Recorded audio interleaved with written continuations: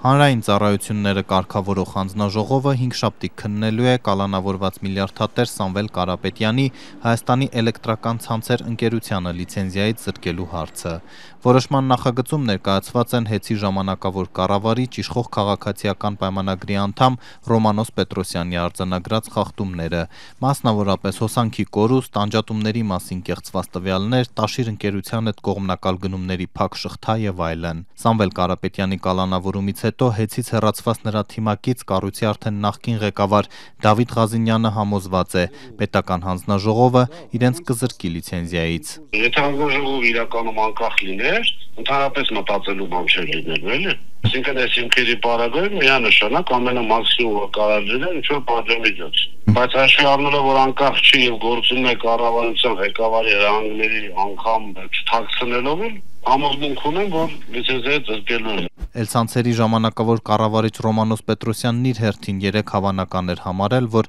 հանձնաժողովը Ռուսաստանաբնակ միլիարդատիրոջ ընկերությանը կզրկի լիցենզիայից։ Պետրոսյանը խախտումների մեծ ցանկ է կազմել, պնդելով, որ դրանք բավարար են դրական որոշման համար։ ՀԵՑ-ի կառավարիչներն ու ղեկավարները տևական ժամանակ պարզապես կեղծ հաշվետվություններ են ներկայացրել։ Ինչը ուղղակիորեն նաև ազդել է սակագնի ձևավորմանը։ Գնումների, մատակարարումների, ձեռքբերումների գործընթացները արել է խիստ կողմնակալ, խտրական, դրանով ստեղծելով տնտեսական փակ մենաշնորհային արժեշղթա եւ գերշահույթների միգրացիա է կատարել ՀԵՑ-ից դեպի Տաշիր ընկերությունների խմբին։ Դավիթ Ղազինյանը տարակուսանքով է արձագանքում այս մեղադրանքներին։ Ի վերջո հանձնաժողովից բացի այս ահազանգերը քննում են նաև իրավապահները, 1 տասնյակից ավելի քրեական վարույթներով։ Իրենց ցանկության պարագայում քրեական վարույթները կարողանում են 10 րոպեում կամ չգիտեմ 10 օրում ինչ-որ հանգուցալուծում տան, չէ՞։ 3 ամիս նյութեր են ուղարկել։ Հիմա այդ 3 ամսվա մեջ ոչ մի նախաքննական մարմին, ոչ մի նյութի մասով չկարողացավ եզրակացություն տալ։ Միաժամանակ կառավարչի պաշտոնից նույն այս հանձնաժողովի որոշման արդյունքում զրկված Ղազինյանը չի հերքում, իր օրոք եղել են թերացումներ։ Եվ այդ թերությունները հիմք չեն լիցենզիայի զրկելու։ Տարբեր հիմքեր կան, չէ՞, որ դեպքում է փակվում, որ դեպքում է տուգանվում, որ դեպքում է կասեցվում եւ այլն։ Այն ինչը որ ինքը ասում է, ես խնդրում եմ մեր հանրությանը հասկանալ հակառակ կողմից։ Յուրաքանչյուր իր մատնանշած փաստ, որի հետևից մենք գնում ենք,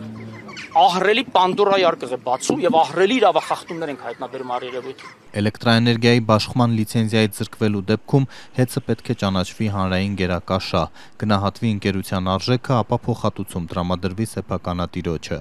Մինչև դա Ռոմանոս Պետրոսյանը կկարողանա շարունակել կառույցի ղեկավարումը։ Վարչապետ Նիկոլ Փաշինյանը անցած շաբաթ արդեն քննարկում էր Էլցանցերի հետագա ճակատագրի սցենարները, այդ թվում ընկերությունը պետականացնելու տարբերակը։ Եթե դա կլինի տրամաբանական գին, ես ասել եմ, որ շատ լրջորեն կքննարկի, եթե դա շատ մեծ կլինի գինը եւ ակնհայտ կլինի, որ պետական բյուջեի միջոցներով մենք չենք կարող այդ ձեռքբերումը իրականացնել, կգնանք երկրորդ սցենարով, որ ինչ որ սցենարով մասնավորեցվում է միջազգային հեղինակություն ունեցող ընկերության մասնագիտացված եւ իհարկե բայց կառավարությունը որոշակի ներկայություն թե օրենսդրական կարգավորումով, թե բաժնետոմսերի, թե ոսկե բաժնետոմսով այդ արդեն քննարկվում։ Դավիթ Ղազինյանն ասում է պատրաստ են բոլոր սցենարներին, չգաղտնազերծելով արդյոք կառավարության հետ կբանակցեն ընկերության վաճառքի շուրջ։ Մինչ այդ Կարապետյաններն արդեն դիմել են միջազգային արբիտրաժ $500 միլիոն փոխհատուցման պահանջով։